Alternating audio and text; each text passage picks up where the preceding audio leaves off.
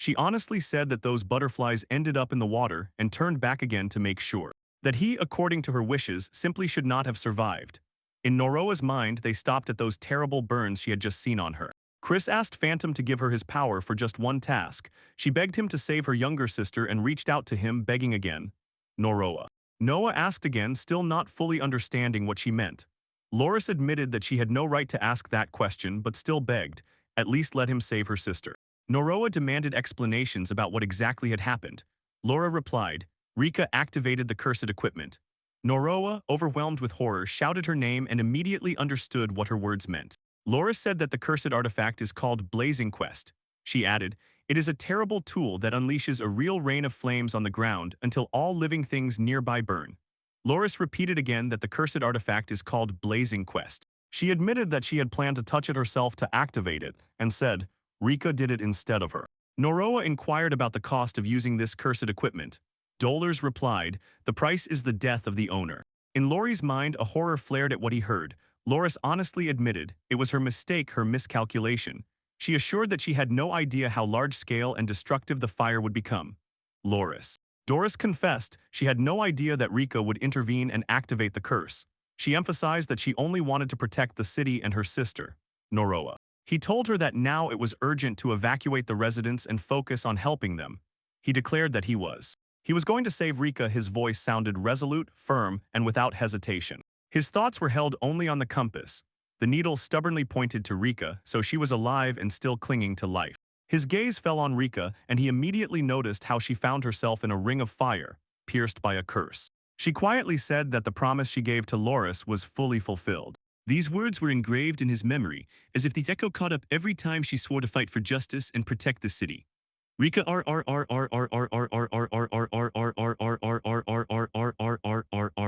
Mika recalled the promise her sister made to her in childhood and added that she herself also promised her older sister in return. Her own. His phrases echoed in her head.